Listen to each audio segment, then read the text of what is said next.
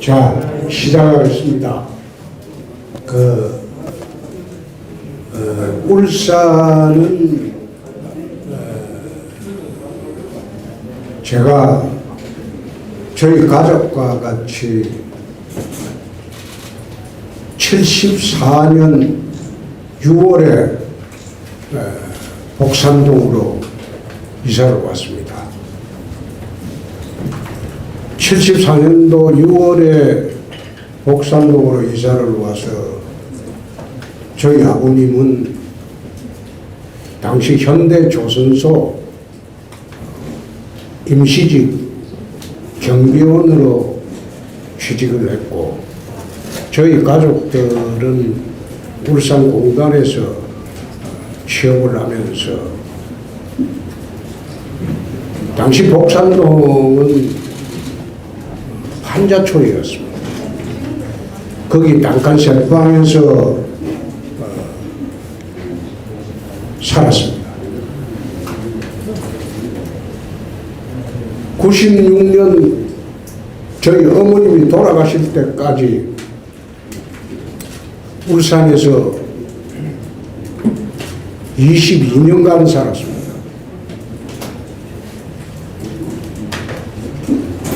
울산이 저희 가족이 마지막으로 살았던 생활의 터전이었습니다.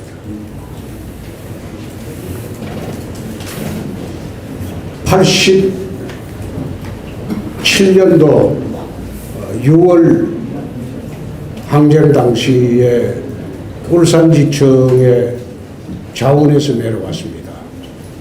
그 당시 울산지청 검사가 6명밖에 되지 않았습니다. 지금은 아마 40~50명 되겠죠. 울산에서 1년 6개월 검사를 하다가 서울로 전출돼서 올라갔습니다. 저희 어머님은 울산에서 계속 살고 있었습니다. 그래서 제가 정계에 입문하고 국회의원 당선되고 14일 만에 울산 동방병원에서 돌아가셨습니다. 그 이후로 저희 여자 형제들은 울산에 살고 있었지만 저는 그 이후로 이제 서울에서 쭉 생활을 했습니다. 오늘 울산에 와서 달동에 식당가에서 식사를 했는데, 제가 검사를 한 당시에는 울산 달동은 뻘밭이었습니다. 울산공단에서 불어오는 악취 때문에 달동이 사실상 텅 빈 벌판이었습니다. 그런 달동이 울산이 강남이 되었다. 참으로 가배가 새롭습니다. 울산에 와서 지난 탄핵 대선에 이어서 다시 대선에 나와서 울산 시민 여러분들에게 몇 가지 오늘 말씀드리고자 합니다. 울산에 오기 전에 신고리 5~6호기 원자력 발전소 건설공사 현장에 갔습니다.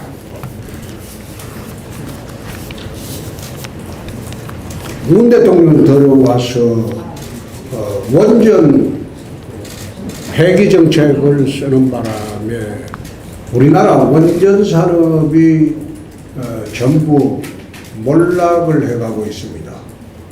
원전 산업은 세계 탑 클래스까지 올라가 있는 대한민국 대표 산업입니다. 아마 이 손실은 수백조에 이를 겁니다.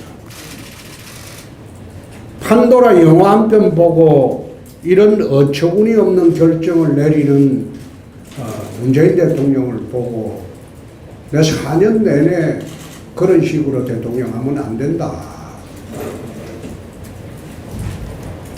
세계 최고 기술 수준까지 올라간 원자력 기술을 이런 식으로 망쳐서는 안 된다. 내 줄곧 그런 이야기를 했습니다.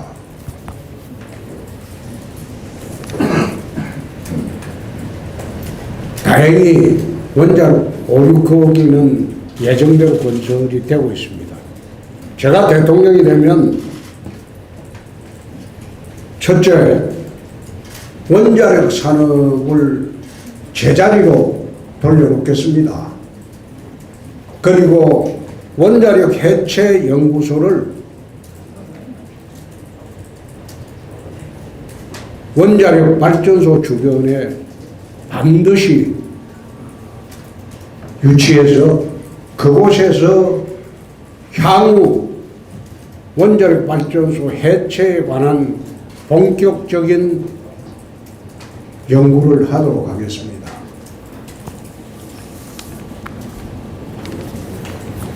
두 번째, 최근에 파이로 프로세싱이라는 기술이 있습니다. 파이로 프로세싱이라는 기술은 원자력 폐연료봉을 제철이 가공해서 새로운 에너지원을 얻는 그런 기술입니다. 아마 우리나라와 미국과 합작으로 해서 세계 최초로 최근 성공을 했다고 합니다.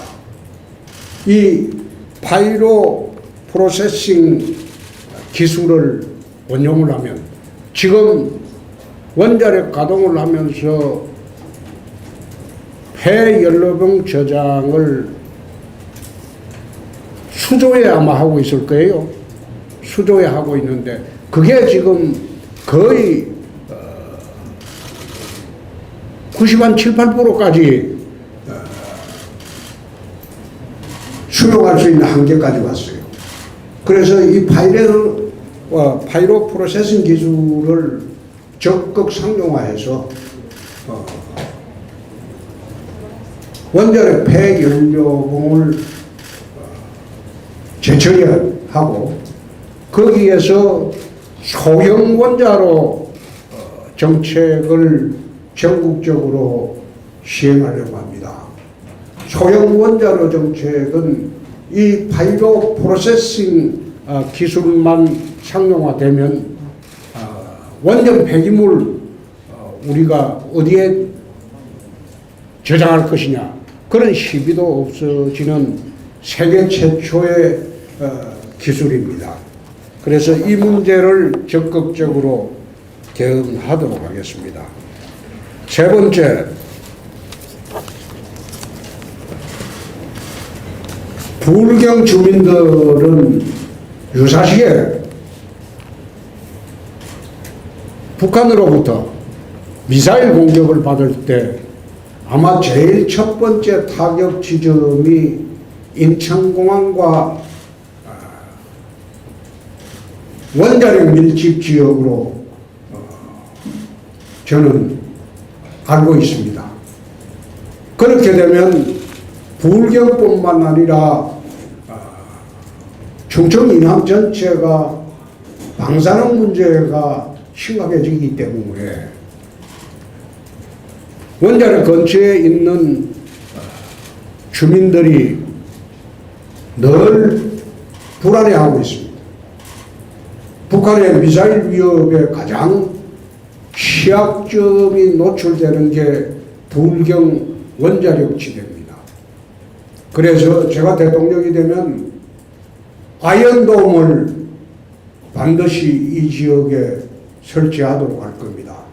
그렇게 해서 북의 미사일을 바로 차단할 수 있는 그런 아이언돔을 수도권뿐만 아니라 불경 지역의 원자력 방비를 위해서 아이언돔을 반드시 재임중 설치하도록 하겠습니다. 울산을 그 다음 김기현 시장 있을 때부터 쭉 추진해 오던 동북아 오일 허브, 이거는 계속 추진하도록 하겠습니다. 그리고 울산이 중화뿐만 아니라 대한민국 수소 경제의 중심이 되도록 수소 경제의 메카로 추진을 하도록 하겠습니다. 마지막으로 울산 시민 여러분들에게 당부드린 말씀은 강성노조 문제입니다. 미국의 디트로이트가 1950년대에 60년대까지 인구 200만의 미국 북부 지역의 가장 부유한 도시였어요. 세계 자동차의 중심 도시였고, 그 디트로이트가 강성 노조로 인해서 자동차 공업 모든 작업장들이 다 폐쇄가 됐어요. 다른 곳은 다 이전했어요. 지금은 인구 67만의 범죄의 도시가 되어 있습니다. 디트로이트 시내에는 백인들은 거의 살지 않고 있습니다. 백인들은 외곽지대에 삽니다. 시내는 범죄의 도시가 되어 있습니다. 한때 미국에서 가장 GNP가 높고 부자의 도시가 지금은 파산을 했습니다. 도시가 파산을 한 지가 꽤 될 겁니다. 지방자치단체가 파산을 했어요. 미국은 지방자치단체 파산 제도가 있습니다. 파산을 해버리면 모든 것을 국가가 관리합니다. 주민들이 시장을 뽑지 못해요. 임명직으로 전환합니다. 지금 디트로이트는 유령도시가 됐어요. 걱정스러운 게 그 출발이 강성노조 때문에 그래 되었다. 제 말이 거짓인지 제 인터뷰하고 난 뒤에 정보 찾아보시죠. 현재 디트로이트가 어떻게 되고 왜 망했고 왜 도시가 흉물 도시가 되고 범죄 도시가 되었는가. 자동차의 메카가 자동차 산업이 하나도 없습니다.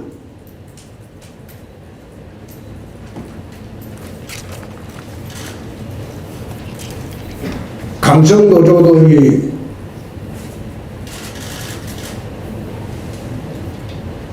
너무 과도하게 작업장을 흔드는 일이 없었으면 합니다. 그것은 울산뿐만 아니라 나라 전체의 경제도 망치게 됩니다. 제가 대통령이 되면 대처가 석탄 노조를, 영국의 강성 노조죠, 어떻게 대체했는지, 독일이 하르츠 계획으로 어떻게 지금까지 번영을 구가하는지 반드시 노동개혁을 할 것을 울산 시민과 국민 여러분들에게 약속을 합니다.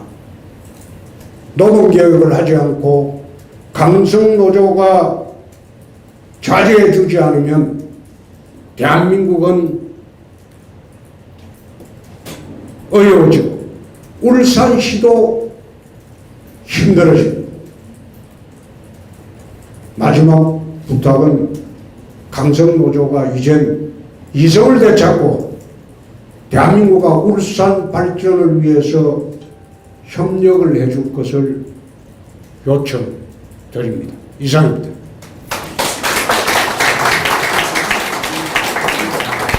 자, 기자 여러분들 질문 받겠습니다. 제가 드리는 말씀 중에서 소위 공약은 시장님이나 하는 그런 공약은 저는 하지 않습니다. 시장님이 하는 공약은 대통령이 되었으면 그 공약의 타당성 여부를 중앙정부 차원에서 검토해보고 이것은 적극적으로 지원해야 할 공약, 그렇지 않은 공약은 지원을 하기 어렵죠.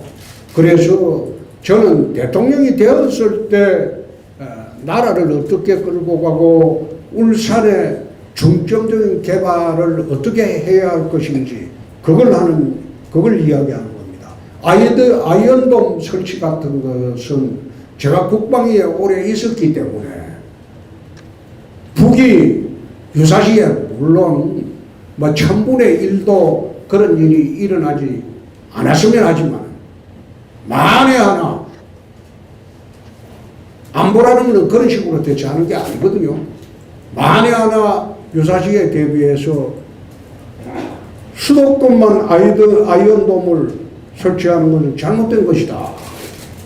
가장 대한민국 내부 혼란을 일으킬 수 있는 원전지대 미사일 공격은 방치해 둘 수 있느냐? 그것은 울산뿐만 아니라 부울경 전체 주민들 안전 문제이기도 하기 때문에 이 지역에 아이언돔을 반드시 설치하겠다는 약속을 하는 겁니다. 자, 기자분들부터 우선 질문을 하시죠. 울산 MBC의 이용주 기자라고 합니다. 네. 예, 울산 얘기는 아니고 오늘 있었던 이슈 중에 하나인데요. 간략하게 말씀드리면 오늘 이런 기사가 나왔습니다. 윤석열 측 여당 정치인들 국민의힘의 고발 사주 의혹 보도 오늘 나왔는데 혹시 얘기 들으셨는지, 그리고 그 내용을 좀 살펴보면 윤석열 검찰총장 당시에 손중선 수사정보정책관이 미래통합당의 고발을 처리했다는 의혹이 지금 보도가 나온 상태입니다. 인터넷에요. 대표님께서는 이 사안에서 어떻게 보시는지, 그리고 사실이라면 국민의힘에도 좀 부담될 텐데 어떤 입장이신지 코멘트 해주실 거 있을지 여쭤봅니다. 참 이게 조심스러운 건데요. 차를 타고 오면서 보도 내용을 봤습니다. 거기에 대검 범죄정보분석관이라는 사람은 검찰총장 직속 보고기관입니다. 그걸 작성해서 김웅 의원한테 넘겨줬다고 하는데, 근데 서류도 봤어요.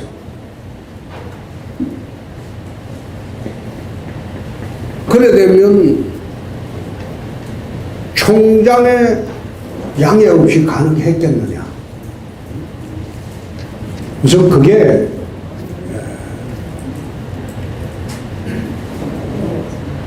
문제가 되고, 또 총장이 양해 안 했다 이러면 그거는 좀 어불성설이겠죠. 양해를 했다면 그거는 검찰총장으로서 아주 중차대한 잘못을 한 것입니다. 그래서 그 문제는 윤석열 후보께서 직접 밝혀야 할 문제라고 저는 봅니다. 그걸 내몰랐다 이러면 어떤 문제가 생기냐. 박근혜, 이명박 공범으로 묶을 때, 박근혜 이재용 공범으로 묶을 때 윤석열 검사가 묵시적 청탁설로 묶었습니다. 그 수사기록상 기업선거 해달라고 봐달라고 이재용인가 박근혜 대통령한테 요청했다는 게 없어요. 그런데 왜 그것을 공소 사실에 넣고 재판까지 완成시켰냐? 묵시적 청탁설입니다. 말 안 해도 뻔하지 않느냐? 했겠지. 그거로 대법원 판결까지 받았어요. 그게 묵시적 청탁설입니다. 법이론상으로는 제가 그걸 보면서 법이론상으로는 불가능하다. 그거는 마치 궁예의 관심법이다. 옛날에 궁예가 부하 다룰 때 관심법으로 달았거든요. 한번 찾아보세요. 그거나 마찬가지다. 그래 내가 비판을 했었는데 내가 몰랐다 이래 하면 곤란하겠죠? 그럼 그 이론대로 하면 묵시적 지시설이 되는 겁니다. 두 사람 관계상. 그래서 그 문제는 제가 이야기하기보다도 윤석열 후보가 직접 해명하는 것이 맞겠다. 그렇게 답변드립니다. 예, 또. 네, UBC 울산방송 김대영 기자입니다. 강성노조 얘기를 하시면서도 홍개혁에 대해서 반드시 하겠다고 하셨는데 좀 어떻게 지금 구체적으로 하시겠다는 건지 좀 한번 설명드리겠습니다. 자세하게 이야기하면 안 되니까.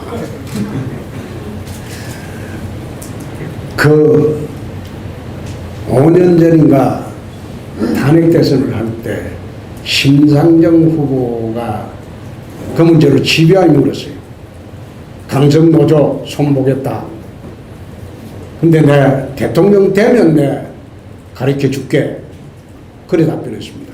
그 유튜브 한번 찾아보시죠. 근데 그 하는 방법 중에 딱 하나를 내가 한 열흘 전에 공개를 해줬습니다. 국회가 180석으로 막혀있는 현재에서는 국회를 통해서 하기 어렵습니다. 대통령이 되어본다. 그래서 대통령이 할 수 있는 수단은 긴급 재정명령권입니다. 헌법제가 한번 찾아보시죠. YS가 옛날에 금융실명제 도입할 때 긴급 재정명령권을 행사해서 도입을 했어요. 그래서 대통령으로서 할 수 있는 권한은 노동개혁에 대해서 긴급 재정명령권을 행사할 수 있다. 그 말씀만 드리고 세부적인 거는 내 대통령 될 때 가르쳐 주게. 그만합시다. 예. 예. 네, 반갑습니다. 울산시에서 정리하겠습니다. 울산에 대해서 대적도 많으시고 이해도도 높은 걸로 알고 있는데 오늘 원전을 세월 원전을 다녀오시는데요. 그 원전 개발 발전도 중요하지만 지역 주민들에 대해서 지역 주민들에 대해서 네. 원전 위험을 안고 사는 지역 주민들에 대한 인센티브라든지 그런 것도 이렇게 중요하다고 봅니다. 그리고 또 지금 울산 같은 경우에는 그 도시 개발의 가장 큰 재해가 그린벨트 문제입니다. 기장 고리원전 같은 경우에는 기장 증가하는 전체가 그린벨트가 해제가 됐습니다. 그렇지만 저기 세월원전에 있는 원양국 같은 경우에는 아직 그린벨트가 해제가 안 됐고요. 또 울산 그린벨트 문제가 지금 너무 많습니다. 울산에. 그래서 산업까지 용지도 없고 그래서 지역 주민들이 원전인 건 그린벨트라고 이렇게 끌어달라는 경우도 많습니다. 그 그린벨트 부분에 대해서 생각하시는지. 그린벨트.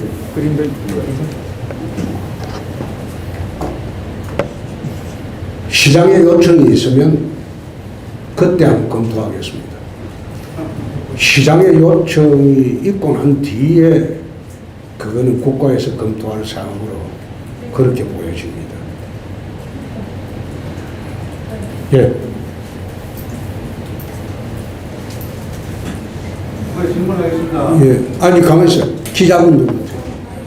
예, 또 하나 더 질문 드리면 지금 이제 균형 발전 전략의 일종으로 부울경 메가시티를 지금 추진을 하고 있습니다. 울산에서도 지금 어떻게 보면 좀 여러 가지 노력을 하고 있는데 이거에 대해서 좀 어떻게 평가하시고 이미 그 부산에서 내가 이야기를 했는데요.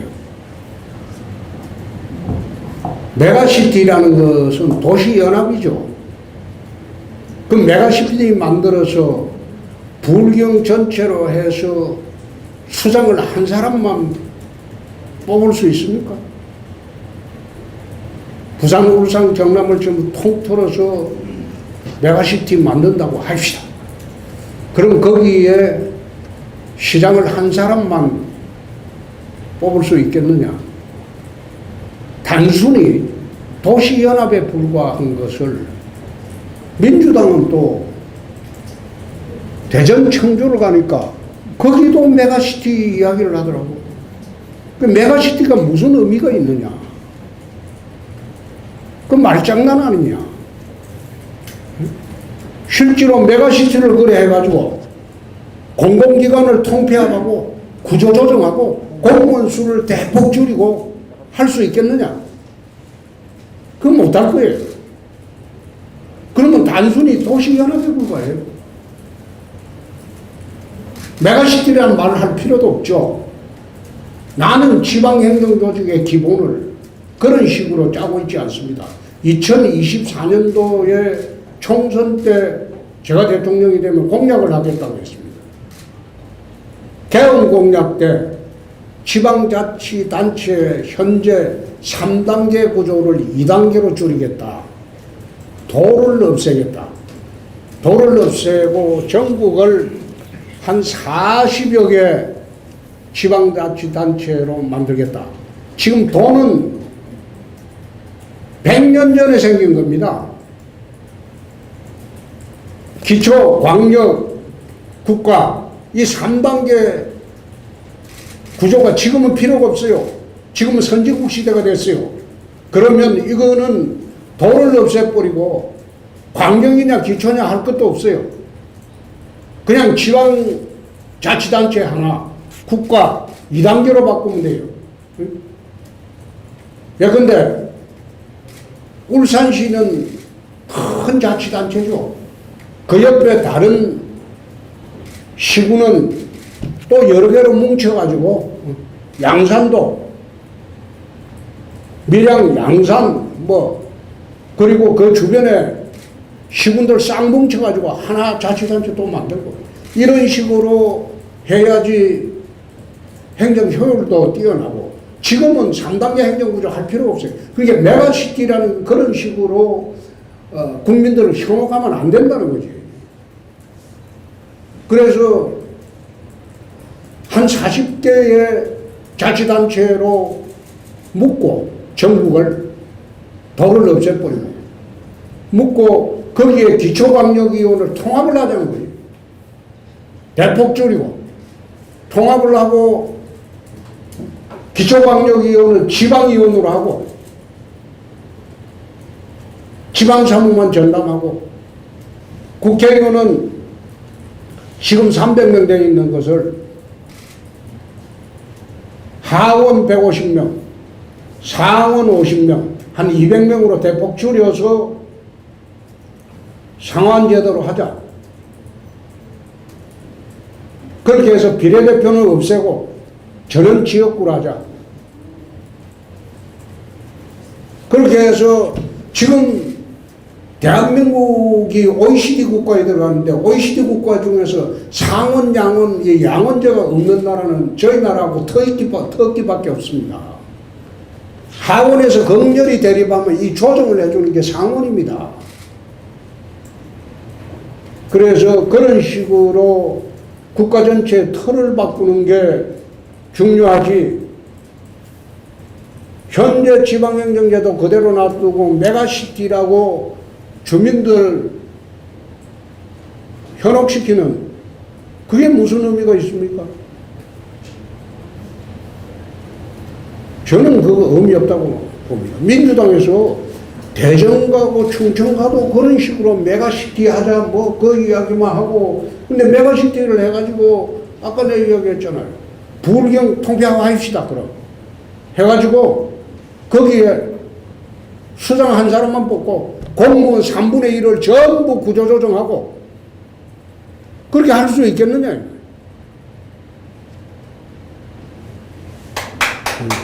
예, 됐습니다. 예. 또요.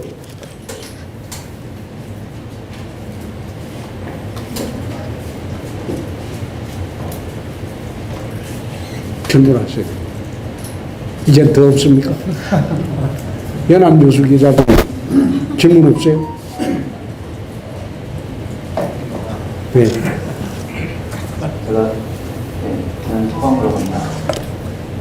갑자기 여쭤보시니까 번뜩 생각이 나서 그런데 오늘 우리 울산시장께서는 저 방부장갑타 문제 이제 강조하시려고 방갑타 가서 이제 불어난 물에 들어가는 동영상을 좀 하시는 것 같은데요. 방갑타 문제 혹시 지금 방법이 안 나왔다. 지금 낙동강 종합물관리 방안으로 이제 자연 때문에 숨을 설치해서 이런 사업을 추진하고 있는데 한 말씀 좀 해주시면. 물 문제죠? 예. 물 문제인데 저는 물 문제에 대해서 환경단체의 일부 반대는 있지만 대한민국이 이게 물 부족 국가가 되어가고 있습니다. 특히 울산은 지금 식수 공급하기가 상당히 지금 힘들게 되어 있죠, 구조가. 그래서 저는 전국에 식수댐을 만들어야 된다. 전국에 식수댐을 만들어야 된다. 이거는 강물을 막자는 게 아니고 전국 계곡마다 식수댐을 만들어서 군 단위의 식수 공급은 자급자족 시대로 만들자. 근데 경남지사 할 때는 내가 지리산 댐을 이야기를 했습니다. 지리산 댐을 만들면 아마 대한민국에서 가장 비가 많이 오는 지역은 한라산 이외의 지리산일 겁니다. 지리산 댐을 만들면 부산, 경남, 그리고 울산까지 생수 같은 물을 공급할 수가 있습니다. 경남지사 할 때는 지리산댐 만들려고 시도를 여러 번 했어요. 함양 군민한테 동의도 한 80% 얻어봤어요. 동의도 없고. 그래 추진하려고 했는데 정부에서 겁을 내서 안 하는 바람에 그 추진을 못했는데 지금 우리나라 전국에 유럽을 가보면 흐르는 강물을 식수로 사용하는 것은 15%밖에 되지 않습니다. 나머지는 전부 지하수하고 식수댐을 만들어놨습니다. 우리나라처럼 60% 이상을 흐르는 강물을 걸러서 식수로 사용하는 경우는 보기 드문 케이스입니다.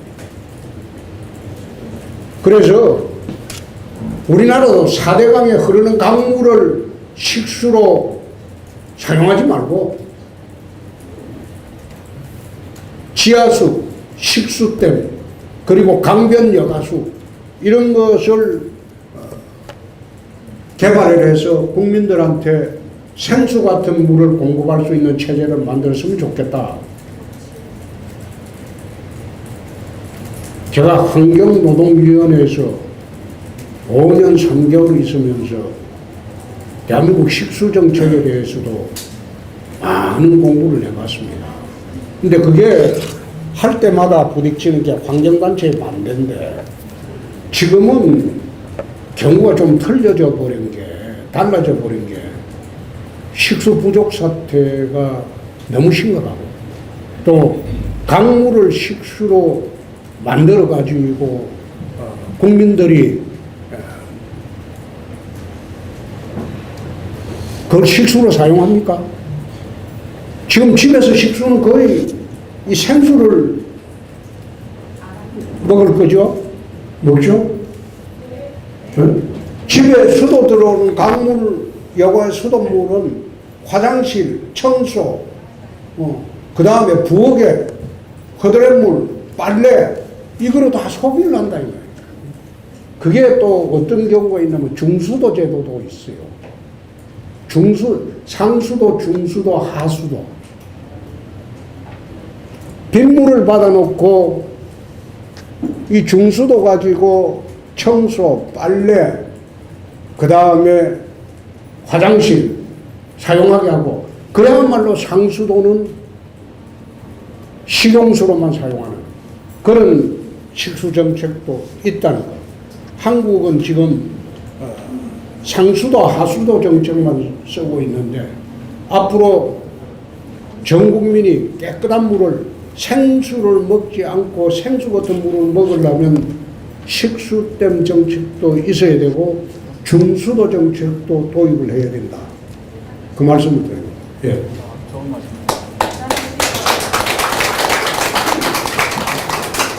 이제 기자 여러분들 질문 없죠? 다 했죠? 연합뉴스 기자님 답변 됐죠? 예. 예. 그러면 우리 당원들 질문을 받도록 하겠습니다. 예. 불신을 정금하라고 합니다. 예. 네. 반갑습니다. 울산에 오신 걸 환영합니다. 다름이 아니고요. 울산은 타 시도보다 바다 면적이 아주 좁습니다. 울산에 어선업 척수가 800여 척 정도 됩니다. 어업에 관련된 어선이면. 근데 문재인 정부하고 송철호 시장이 손을 잡고 울산에 거대 해상풍력발전사업단지를 구성 중에 있습니다. 어민들은 지금 생존권을 걸고 투쟁을 하고 있습니다. 울산시와 근데 송철호 시장은 어민들 만나주지도 않습니다. 그래서 지금 울산시 앞바다가 도서산업, 그 다음에 우리가 터미널 이런 게 워낙 확대되다 보니까 어민들이 조업할 수 있는 구역이 점차 줄어들고 있습니다. 여기에 해상풍력이 또 들어선다면 정말로 우리 어민들은 생존권의 직격탄을 받거든요. 그래서 만약에 대통령이 된다 하시면 되실 거라고 생각합니다. 되시면 이 해상풍력 발전 사업을 어떻게 할 것인지 거기에 대한 명쾌한 답변을 부탁드리겠습니다. 신재생 에너지 사업으로 가는 게 세계적인 추세입니다. 그러나 어민들의 터전까지 빼앗아 가지고 신재생 사업하는 것은 옳지 못합니다. 에너지 정책의 근본은 새로운 패러다임으로 가는 것은 제가 소형 원자로 정책이라고 했습니다. 그래서 어민들의 피해가 있는 지역에서는 해상풍력이 들어오면 안 되겠죠. 지금 태양광 이래 설치해 놓고 온 대한민국 산야를 갖다가 뒤덮는 거, 저거 나중에 큰일 납니다. 태양광이라는 거는 우리나라 제품의 거의 90% 이상이 중국 거일 겁니다. 중국 거 가지고 들어오는데 태양광 패널이 20년이 지나면 폐기를 해야 되는데 태양광 패널에 거기에 악성 공해 물질들이 다 있습니다.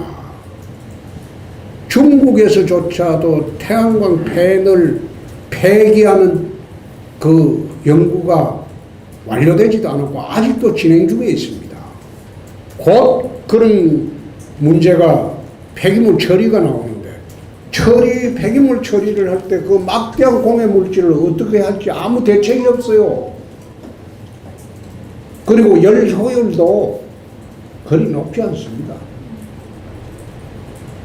그래서 그런 문제도 있고 해서 신재생 에너지 문제는 물론 탄소 제로 시대에 가자.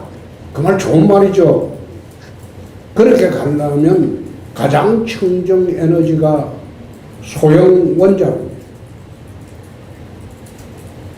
그건 충분히 고려하도록 하겠습니다. 예. 예. 저는 우리 당은 아닌데. 저는 우리 당은 아닌데. 네, 안녕하세요. 예, 예. 저는 전라도 여수에서 국민의힘 당원입니다. 아, 예, 예. 아, 죄송합니다. 진성 당원이고요. 예. 5년 전에 대표님께서 그 대통령 출마하실 때부터 저는 자유한국당 당원이 돼가지고 지금까지 국민의힘 당원으로서 예, 활동하고 있습니다. 예, 고맙습니다. 오늘 울산시장에 오신다고 해서 제가 대표님 만나 뵙고 이렇게 훈전을 올리고 질문을 2가지를 준비하고 왔거든요. 네. 짧게 2가지를 네. 말씀드리겠습니다. 지금 호남에서 2030 세대들이 홍준표 의원님의 지지율을 굉장히 높게 나오고 있습니다. 네. 그래서 저도 굉장히 고무적이라고 생각하고요. 네. 거기에 맞춰서 2030 세대들한테 가장 좋은 정책이 일자리 정책 그리고 취업 정책이라고 생각하는데 거기에 대해서 답변 한번 해주시고요. 제가 3년 전에 이렇게 활동을 하다가 장애를 입었어요. 장애를 입었는데 그 시장 장애 2급을 제가 받고 있거든요. 이틀에 한 번씩 주 3일, 일주일에 3번 투석을 하고 있습니다. 투석을 하고 있는데 장애인 정책이 지금 후보님들마다 좀 보이질 않아요. 그래서 혹시 대한민국의 장애인 정책에 대해서 혹시 하실 말씀 있으면 해주십시오. 예. 2030 정책이라는 것은 문재인 정부 들어와서 2030 세대들이 꿈과 희망을 잃어버렸다. 우선 대학을 졸업해도 갈 데가 없어요. 민간 일자리가 다 없어지고 공무원만 늘었다. 그 공무원이라는 것은 일자리 정책이 아니고 세금 나눠 먹기에 불과하다. 일자리는 민간이 만들어야 된다. 그러니까 민간 억압 정책을 하니까 민간에서 일자리 만드는 걸 기피하잖아요. 그리고 투자를 또 기피해요. 그러다 보니까 민간이 위축이 되니까 2030 세대들은 일자리도 없고 결혼하려고 해도 최근에 한번 보십시오. 부동산이 저래 폭등했는데 뭐 집을 가질 기회가 옵니까 평생? 이런 식으로 꿈과 희망을 사라지게 만들고 40대만 하더라도 코로나 이 문제도 그렇습니다. 처음부터 백신을 웃돈을 주고서라도 사왔으면 지금쯤은 영국처럼 위드 코로나를 선언하는 거예요. 어차피 이거는 위드 코로나 선언하라고 한 거는 제가 한 달 훨씬 전부터 이야기를 했는데 어차피 코로나 없어지지 않아요. 이 감기 바이러스하고 똑같은 게 바이러스입니다. 그러면 백신이라도 빨리 해서 국민들한테 다 맞게 하고 위드 코로나 선언을 하고 정상적인 경제활동하고 백신이라도 맞고 나면 중증 코로나는 없어지지 않습니다. 우리가 감기 백신 주사 맞는다고 감기가 안 걸립니까? 걸려도 약하게 앓고 지나가죠. 그런 시대가 갈 수밖에 없는데 여태 K방역이라고 방역 시원하고 심지어 백신 그거 등한시하고 그거 뭐 지금 들어올 필요 없다 그 소리 나고 그러다 보니까 지금 나라 경제는 몰락할 대로 다 몰락하고 중산층이 무너지고 있어요. 중산층. 중산층이 다 무너지고 있는데 이걸 어떻게 복원하고 살려야 할 것인가. 이게 자기 정부의 최대 과제입니다. 그래서 이런 문제를 저희들은 대책을 세우고 있는데 나는 이 문제가 빨리 좀 끝나버렸으면 좋겠어요. 대통령은 좀 일찍 땡기고 일찍 나가버렸으면 좋겠어요. 나는 자꾸 이런 식으로 하니까. 그리고 두 번째 장애인 정책은 저희들이 이제 만들고 있습니다. 만들고 있고 늘 이제 선거 때마다 장애인 정책 발표하는 루틴한 장애인 정책보다도 제대로 된 장애인 정책을 한번 만드는 게 옳겠다 싶어서 시간을 두고 만들고 있습니다. 네, 이상입니다.